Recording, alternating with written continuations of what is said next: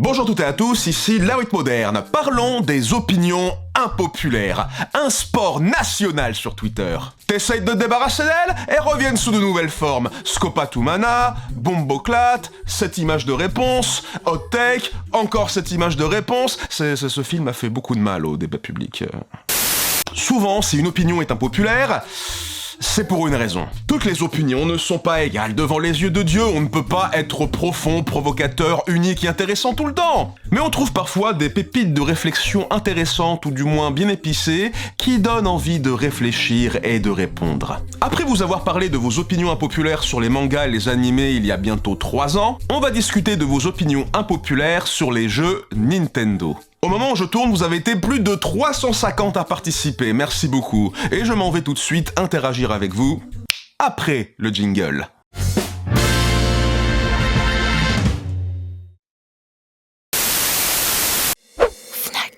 Veux-tu vivre dans un monde de fantasy, mais au lieu de taper des dragons, tu dois gérer tes relations? Dans les deux cas, évite de mourir. Le manga dont nous allons parler a pour sujet les Otome Games. Pour faire simple, ce sont des jeux de drague destinés à un public otaku geek féminin. Le but, conquérir le cœur de beaux mecs tout droit sortis de manga shoujo. Parce que oui, les femmes aussi méritent d'avoir un harem. Ça va dans les deux sens. Après un coup sur la tête, une lycéenne se retrouve dans le monde d'un Otome Game d'Heroic Fantasy. Sauf qu'au lieu d'être la gentille héroïne, elle se réincarne en la méchante de l'histoire, l'arrogante duchesse Katarina Claes. Ah, c'est donc ça l'ascenseur social? Pour une méchante, la meilleure fin de ce jeu serait pour elle l'exil ou au pire, la mort. Sachant que son destin sera scellé à ses 15 ans, Katarina devra repérer tous les signes annonçateurs de sa chute afin de gagner sa fin heureuse. Ce manga prouve qu'il y a toujours du potentiel dans les récits de type Isekai, ces histoires où on est transporté ou réincarné dans un monde alternatif. Généralement, ces récits sont inspirés par les jeux d'action ou les MMORPG. Mais en prenant pour base un Otome Game, on adopte un point de vue féminin intéressant, tout en maintenant le côté fantastique bien cool du genre. C'est amusant de voir une héroïne penser ses relations de manière stratégique.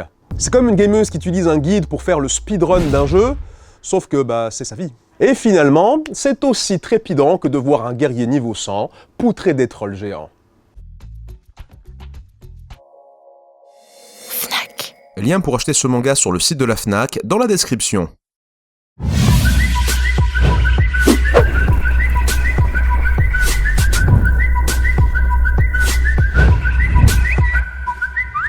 Commençons par Bartok qui nous dit: Je veux des jeux utilisant les fonctionnalités incroyables des Joy-Con, ne serait-ce que pour le motion gaming. Le remake de Skyward Sword est déjà une bénédiction pour moi. Je ne sais pas si c'est impopulaire, mais j'ai l'impression d'être le seul à en avoir quelque chose à foutre. Ah, la Joy-Con. Quand elle passe son temps à faire dériver son stick analogique ou ce qu'on appelle le Joy-Con Drift, c'est quand même un très bel appareil, faut le dire. La vibration HD, oui, c'est super. J'adore la finesse et la précision des vibrations selon ce qui se passe dans le jeu. Ou comment ça sert parfois dans le gameplay comme certains mini-jeux de One to Switch ou par exemple trouver des étoiles cachées dans Mario Odyssey. Le gyroscope il est sympa, il répond bien, mais quand il s'agit de pointer une cible sur l'écran, ça dépend, il y a pas mal besoin de recalibrer, j'ai l'impression d'après mon expérience. Quant à la caméra infrarouge,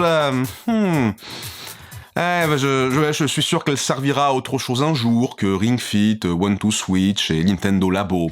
Ok, bon, je suis mauvaise langue, il me semble que Resident Evil Revelation et les Noirs se servent de la caméra infrarouge pour simuler le mouvement de recharger son flingue, genre tchac comme ça, tu vois. Et puis je suis sûr que pas mal de jeux indés sur le eShop s'en servent aussi, voilà, mais c'est sûr que ça pourrait servir un peu plus souvent. D'ailleurs, si vous avez des idées de gameplay intéressantes avec la caméra infrarouge, n'hésitez pas à en faire part dans les commentaires, ça m'intéresse vraiment. Je pense qu'à partir du moment où on donne aux gens le choix de choisir entre 2 types de contrôle, pour moi, y a pas de souci. ARMS, par exemple, s'utilise beaucoup les Joy-Con de façon séparée pour de la reconnaissance de mouvement, mais c'est tout à fait jouable aussi avec la manette Pro. Pikmin 3 Deluxe, pareil, verrouiller le curseur à la manette, ça marche bien, mais pointer et tirer en visant avec le Joy-Con, c'est très bien aussi, chacun son style. En fait, ce que j'aime pas, c'est quand il y a vraiment pas d'alternative. Par exemple, quand tu joues à Mario Galaxy dans la compilation Mario 3D All Stars, on t'oblige à ramasser les fragments d'étoiles avec un pointeur bleu là que tu vises en utilisant le gyroscope de ta Joy-Con, ce qui marche correctement, ou alors tu peux utiliser le pointeur avec le gyroscope de la manette Pro, ce qui marche moins correctement, ou alors tu peux utiliser l'écran tactile quand tu es en mode portable, ce qui marche fort correctement si tu es un monstropoulpe mutant à 3 bras. Par contre, si tu es un être humain normal, au secours! Genre je sais pas, laissez-nous au moins le droit d'utiliser le stick gauche à ce moment-là, ça aurait peut-être pu marcher. Je pense qu'il y a beaucoup de gens qui associent beaucoup trop les contrôles à base de mouvement, le motion control, à des histoires de remuer bêtement une brique en plastique pour faire des mini-jeux débiles. C'est très dommage cette stigmatisation, alors qu'on peut faire tellement avec ce style de contrôle. Je sais par exemple que les top players, les PGM sur Splatoon 2, ils utilisent le gyroscope pour viser plutôt que le stick droit. Et je sais qu'il y avait plein de jeux sur Wii du type jeu de tir et FPS qui fonctionnaient très bien en utilisant le pointeur de la Wiimote. Je pense par exemple au Metroid Prime, mais aussi à Sin and Punishment 2, qui est un jeu fantastique et tout le monde devrait y jouer. Vraiment. Je vous conseille de voir les vidéos du youtubeur anglophone Nerel sur le sujet. Il défend très bien l'intérêt des contrôles au mouvement, c'est fort intéressant. Adri Armor nous dit: Je considère toujours Super Smash Bros 64 comme le meilleur. Pouf, alors là, le taux d'impopularité a atteint des seuils tellement critiques que ça rend ton opinion radioactive. Des gens meurent de maladies inconnues et des nouvelles espèces animales se développent dans le périmètre autour de ton opinion, mon cher. Bon, après, maintenant, libre à toi de trouver Smash 64 meilleur que les autres, de le préférer, voilà, mais... Pourquoi? Quels sont tes arguments? Ça m'intéresse beaucoup, s'il te plaît, essaye d'étayer pour voir. Plus de 70 personnages et 110 stages dans un jeu? Non. C'est trop, c'est beaucoup trop. On perd l'âme du jeu, là. Moi, tout ce que je veux, c'est 12 personnages, 9 stages, pas d'attaque spéciale latérale, pas d'esquive aérienne, pas de trophée aide, pas de mode aventure, en fait très peu de mode solo parce qu'on s'en fout, pas de trophée ou esprit à collectionner, des Pokémon en JPEG, et le pire modèle 3D de Donkey Kong jamais fait par un être vivant. Là, on a la véritable expérience Super Smash Bros. Ça, d'un côté, je peux respecter. Je peux comprendre l'idée de revenir à une époque plus simple, plus épurée, plus innocente. Smash Bros. Reste Smash Bros.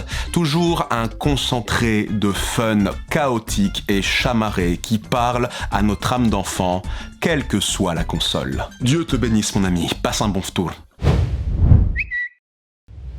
Clair Obscur nous dit ensuite: Contrairement à ce que croient les gens et aux problèmes de com de Nintendo, ils sortent beaucoup de nouvelles licences par rapport à d'autres éditeurs. Nintendo oublie juste de les mettre en avant, ou le public ne les assimile pas comme des licences Nintendo, au choix. Voilà, je suis relativement d'accord. C'est vrai que Nintendo se repose beaucoup sur des gros mastodontes comme Mario, Zelda et Pokémon pour des chiffres garantis, et c'est vrai que souvent ils aiment bien rentrer un style de gameplay spécifique dans une franchise préexistante, comme c'est le cas de Mario Kart, Mario Tennis, Mario Golf, Mario Party, etc. Mais mine de rien, à chaque nouvelle génération console, ils créent quand même de nouvelles franchises avec des nouveaux personnages et de nouveaux univers créés autour d'une nouvelle idée de gameplay. On a quand même eu ARMS, c'est une nouvelle franchise ça. Et puis on a eu Splatoon aussi, c'est une franchise très récente, ça n'existe que depuis l'époque de la Wii U, c'était pas si lointain. Sushi Striker, tout le monde a oublié ce jeu, mais pourtant, c'était un puzzle game très chouette, vraiment fun et drôle, 100% fait par Nintendo, publié sur 3DS et sur Switch. Et puis Ring Fit Adventure aussi, nouvelle création originale qui a eu un succès fou. Mais comme c'est un jeu de fitness, pour certains ça ne compte pas. Mais ça, je trouve ça malhonnête. Et puis parfois t'as Nintendo qui ressort avec succès des franchises semi-dormantes ou ayant eu très peu d'épisodes, genre Xenoblade Chronicles par exemple, c'était un jeu de fin de vie de la Wii qu'on a eu beaucoup de mal à sortir hors du Japon. Un jeu culte, certes, mais est-ce que Nintendo avait intérêt de pousser cette franchise encore plus loin? Puis des années et des années après, Xenoblade 2 et le remake du 1 se vendent à plus d'1 million d'exemplaires sur Switch. Miracle! Puis on a des plus petits jeux qui sont sur le eShop mais qui sont aussi très très fun, comme par exemple Box Boy, Part-Time UFO ou alors Good Job. Eux aussi ils comptent, hein. Et puis aussi, tiens, pendant que j'y suis, on l'oublie souvent, Astral Chain. C'est un jeu quand même qui est financé et publié par Nintendo. C'est peut-être développé par Platinum Games, mais ça reste quand même une franchise sous la tutelle de Nintendo. Je vois des gens sur internet qui se plaignent qu'on fasse du forcing sur Fire Emblem et patati et patata, mais moi j'ai envie de leur poser cette question. Est-ce que vous étiez là pour Codename Steam? C'est un jeu qui était sorti sur 3DS par les mêmes développeurs que Fire Emblem justement. C'était un mélange de jeu de tactique et de tir à la 3e personne où tu as Abraham Lincoln qui envoie des versions super soldats steampunk de Lily la Tigresse, Tom Sawyer et du casting du Magicien d'Oz combattre des monstres aliens Lovecraftiens. Vous étiez là pour ce jeu? Non? Bah bouffez du Fire Emblem alors, hein, tant pis. Enfin, pas tant pis, c'est des bons jeux, mais voilà.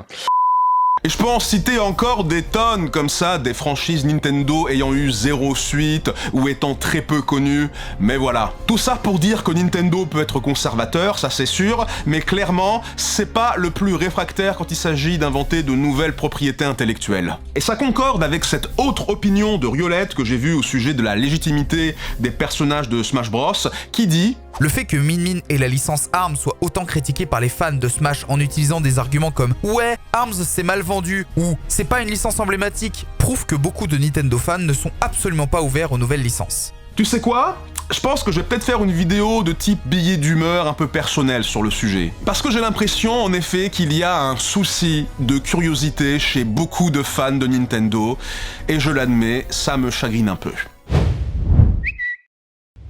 Vient alors Unlucky qui nous dit: j'ai passé plus de temps sur ma Wii U que sur ma Switch et j'ai honte de rien. Alors certes, mais est-ce que c'est parce que tu t'amuses plus dessus? Ou alors c'est parce que tu es devenu plus vieux avec moins de temps libre qu'avant? Ou alors, est-ce que tu te sers de ta Wii U pour aller sur Netflix? Bon, parce que là, pour moi, c'est pareil. Netflix, c'est le jeu auquel j'ai le plus joué de loin sur Wii U et je l'ai toujours pas fini à 100%. Par contre, j'ai arrêté d'y jouer quand ils ont nerf l'écran tactile pour pouvoir naviguer sur le menu. C'est énorme gâchis. Grosse baisse de qualité dans le gameplay. Bref, ok, d'accord, je te concède, tu es un ouf gueudin, tu es un anticonformiste gargantuesque et tu mérites le respect. Dieu te bénisse, passe un bon tour. Tweet suivant, Be Nice Two Doors nous dit: j'aime beaucoup Nintendo, mais je pense qu'il devrait s'inspirer des Microsoft pour le en ligne. Un Nintendo Pass comme sur Xbox serait cool. Oui, juste oui. Et toujours à 20 balles par an, hein, avec le online et les autres services compris. Quand pourra-t-on personnaliser l'accueil Switch? Ça manque. Oui. Juste oui. Et mettre des musiques dans le menu aussi, quitte à donner l'option de les mettre en muet. Rien de scandaleux dans ce que tu dis, tu as raison, et tu devrais le dire. La justice et la vérité marchent à tes côtés. Bisous. Autour de Gandulf, qui nous dit: The Wind Waker est le meilleur Zelda 3D. Je ne sais pas si c'est le meilleur, mais c'est certainement dans le top de ceux qui ont le plus de charme. C'est un des Zelda qui a le mieux vieilli selon moi, surtout dans le domaine artistique, comme en témoigne sa version HD.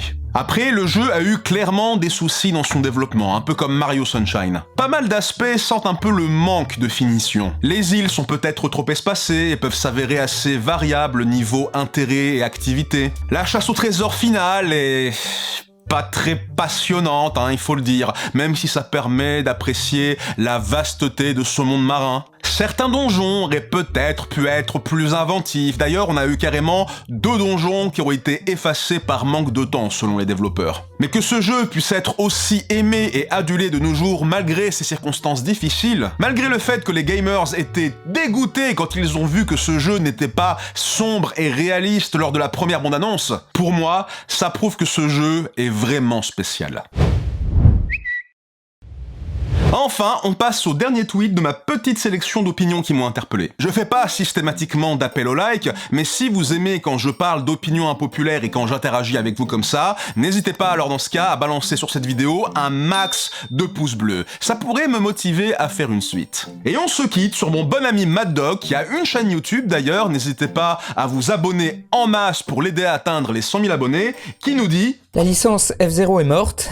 Bien fait. F0 GX n'est pas un bon jeu, bien trop dur et exigeant, oubliant le côté fun du titre. Nintendo a déjà une licence de jeu de course avec Mario Kart, et mis à part Captain Falcon et Samurai Goro, l'univers est vide. On va se quitter le plateau, mon gars, t'as tout gagné. N'hésitez pas à vous désabonner en masse de sa chaîne YouTube pour qu'il puisse atteindre les moins 1 million d'abonnés, s'il vous plaît. Aidez-le à obtenir un trophée YouTube en carton, dessiné au feutre. N'empêche, hein, tu portes tes coronets, Mad Dog, hein. Alors que c'est assez populaire quand même de dire qu'on devrait ressusciter la franchise F0, toi t'arrives comme ça, avec tes gros sabots, tu te poses là et tu fais, bah, F0, F0 sur 20, oui. Oh mais quel Tchad, quel splendide spécimen de mâle Sigma. Bon, c'est un petit peu flou dans ma tête, hein, parce que la dernière fois que j'ai touché à F0 GX, c'était lors d'une soirée d'anniversaire chez un pote il y a plusieurs décennies. Mais j'avais souvenir d'un titre certes très exigeant et stressant, mais techniquement bluffant, très fluide, avec un feeling très arcade, immédiatement accessible, facile à comprendre, mais avec un haut seuil de maîtrise demandé. Ce qui est logique étant donné que ce jeu était jumelé à F-Zero AX, qui était justement un jeu d'arcade qui marchait sur l'architecture Triforce. La Triforce, c'était des systèmes d'arcade dont l'intérieur est basé sur les entrailles de la GameCube, et c'était un projet commun entre Nintendo, Sega et Namco. Il y a un public pour ce genre de jeu, et ça a carrément le mérite d'exister. Alors oui, tu peux aller sur Mario Kart 8 et jouer en boucle au circuit Big Blue et Mute City en 200cc à bord du Blue Falcon et prétendre dans ta tête que c'est un F-Zero HD, mais c'est quand même pas pareil, Après, en vrai, je suis pas spécialement attaché à F-Zero en tant que franchise. Mais juste ressortir des versions HD des jeux précédents, ce serait déjà très bien, ce serait déjà énorme. Je veux dire, GX en HD, ce serait l'éclate pour les mirettes. Ou alors, comme certaines de leurs franchises, ils peuvent confier F-Zero à un autre studio. À la base, par exemple, F-Zero AX et GX étaient développés par Amusement Vision, qui était une branche de Sega. D'ailleurs, je sais qu'à un moment donné, on a failli avoir un jeu F-Zero développé par les gens qui ont fait les jeux Burnout, ce qui aurait été parfaitement pertinent. D'ailleurs, vous remarquerez que c'est le seul moment où on peut mettre les mots jeu et Burnout dans la même phrase sans parler d'une pratique inhumaine. C'est assez intéressant pour qu'on le remarque. Et puis on peut pas dire que le jeu est vide étant donné qu'on a réussi à faire tout un animé sur F-Zero. Animé F-Zero qui d'ailleurs nous a sorti 7 scènes d'anthologie.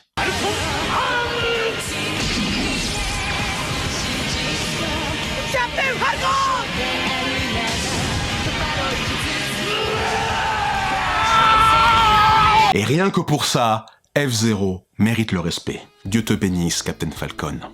Passe un bon tour. N'hésitez pas à aller plus loin dans l'expérience de mes chroniques, mais cette fois-ci en live, que ce soit de discussion ou de jeu, en allant sur twitch.tv/hermitmoderne. Bravo à GPM pour son aide précieuse dans la création de cette chronique, notamment le montage. Je vous invite à laisser un pourboire sur Tipeee et Utip pour m'aider à rémunérer son travail et sortir plus de vidéos. D'ailleurs, merci d'avoir vu cette vidéo jusqu'au bout. Si vous l'avez aimé, n'hésitez pas à liker, commenter, vous abonner et me soutenir financièrement sur Utip. Vous aurez même accès à des avant-premières. Vous pouvez devenir un Fire Tipper, soutenant de multiples créateurs en plus de moi en ne donnant qu'une fois, ou en achetant les t-shirts, sweatshirts et autres goodies Hermit Moderne. Tous les liens sont dans la description. Et merci 1000 fois à ceux qui me soutiennent aussi sur Tipeee depuis des années. Votre fidélité me comble vraiment. Si vous voulez faire partie vous aussi du club des tipeurs et accéder à des avant-premières, le lien du Tipeee est dans la description aussi. N'hésitez pas à me dire si vous voulez que je parle d'opinion populaire à coups de pouce et de commentaires, et je vous dis à bientôt pour de nouvelles chroniques.